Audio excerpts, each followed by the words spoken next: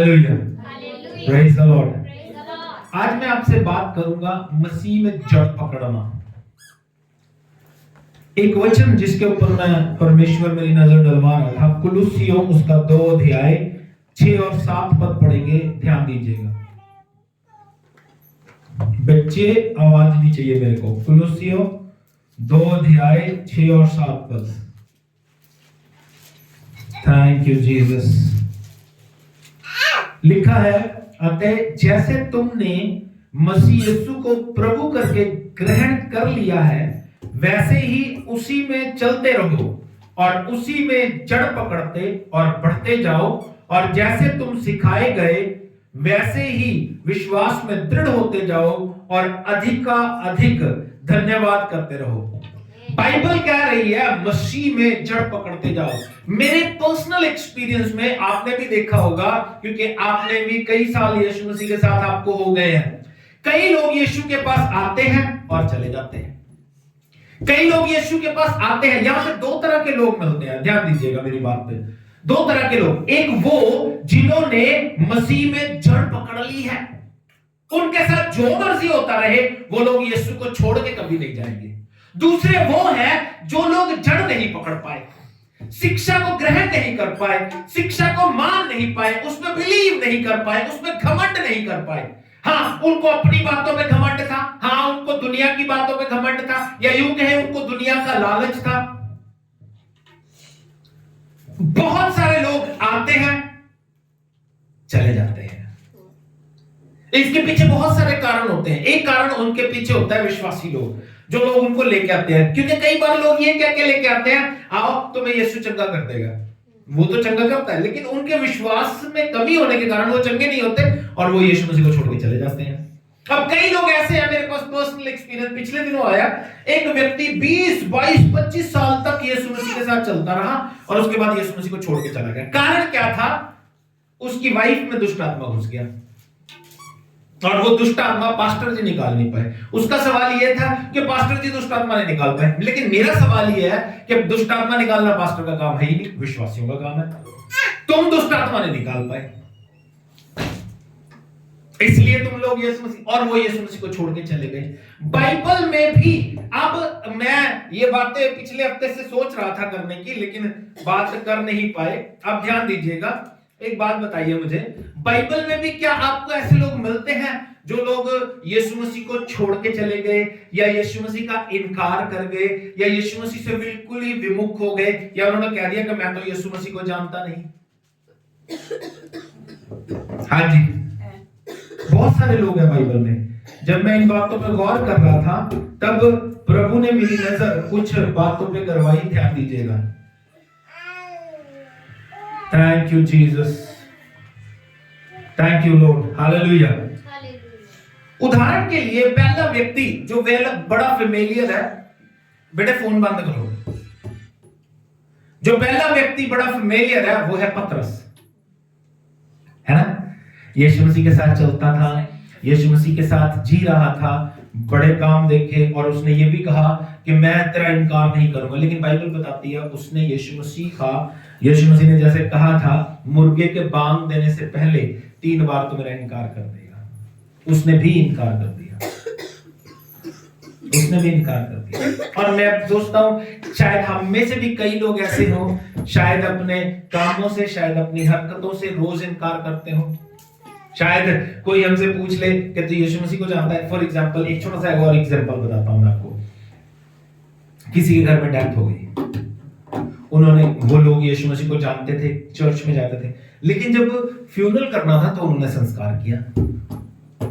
ये क्या है? हमारे यानी कि उनकी उम्मीद खत्म हो गई है। हम लोग दफनाते क्यों हैं? क्योंकि हमें उम्मीद है कि हम एक दिन जी उठेंगे। लेकिन उन्होंने संसार के भोग विलास में, संसार की इच्छाओं को देख के क्या किया?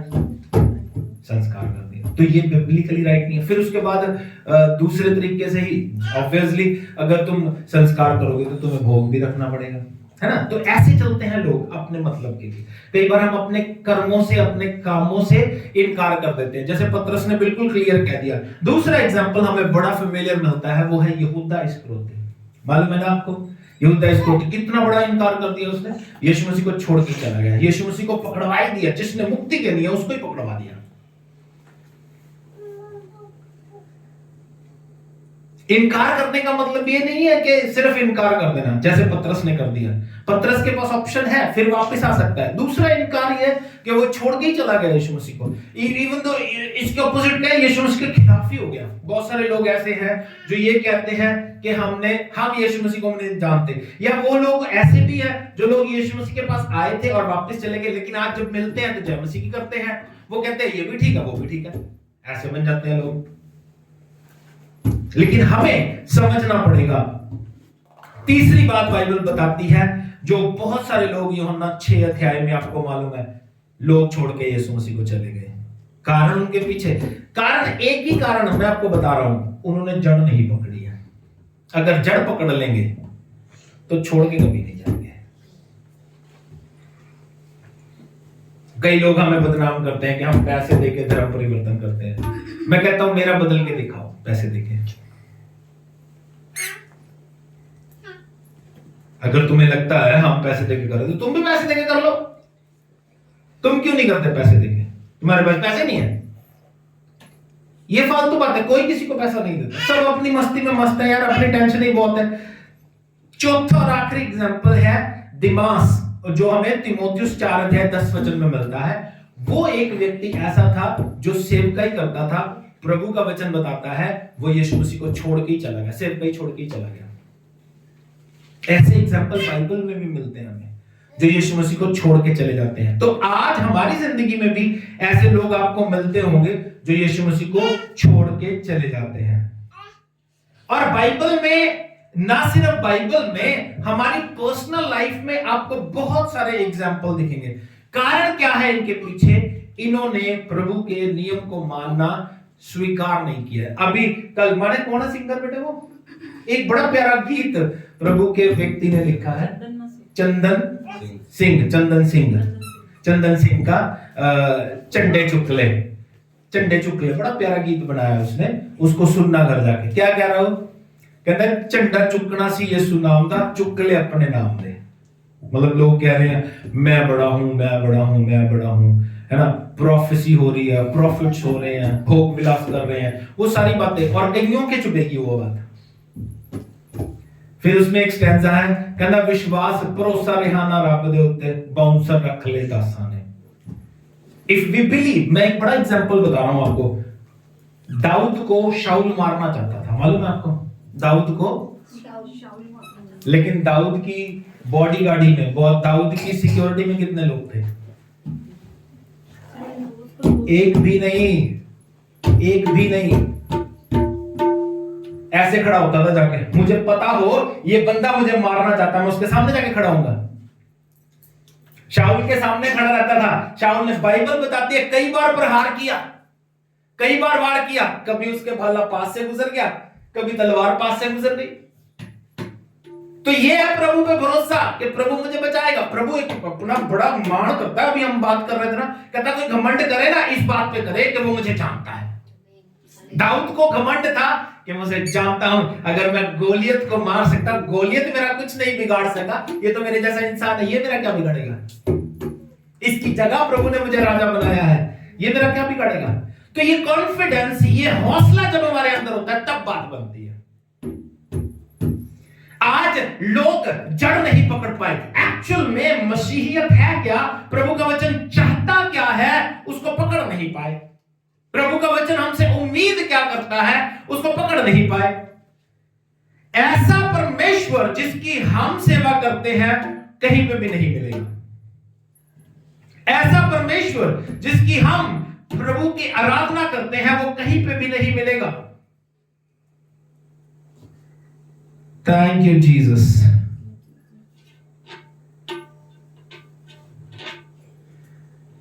Hallelujah. Thank you, Lord.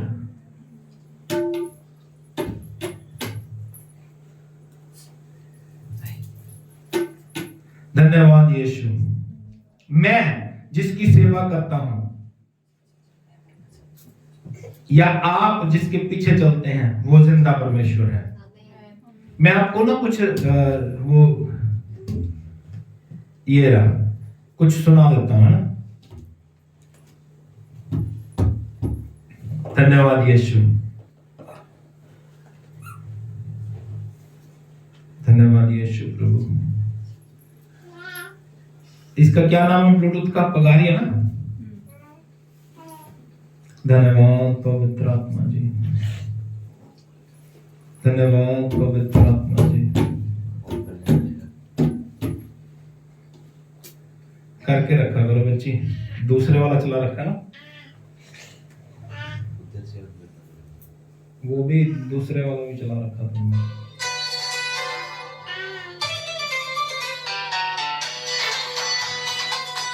मैं ये क्यों सुना रहा हूं आपको? ताकि आपको पता चले कि दुनिया में क्या कुछ हो रहा है।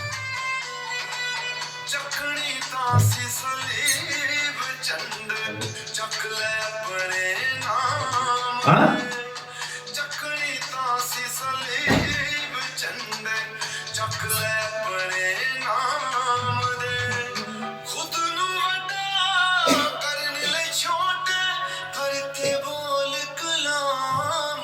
खुद नु वड्डा करन दे लई छोटे करते बोल कलाम दे।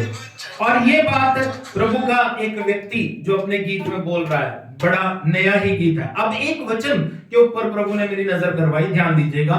यिर्मयाह नबी की किताब, उसका 8 अध्याय और 4 वचन से पढ़ने लगा हूं, ध्यान दीजिएगा। बड़े सुंदर पद है और इनको अपनी जिंदगी में लेके जाना। क्या लिखा है मालूम?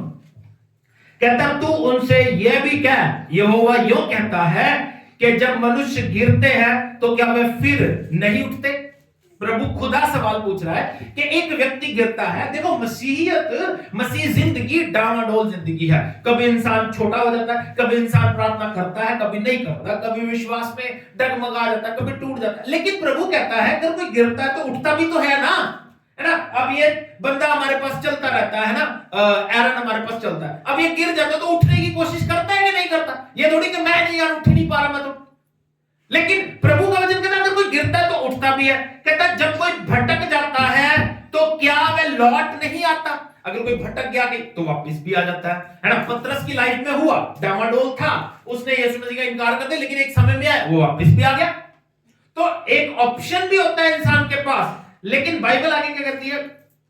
फिर क्या कारण है कि ये यरूशलेमी सदा दूर ही दूर भटकते जाते हैं?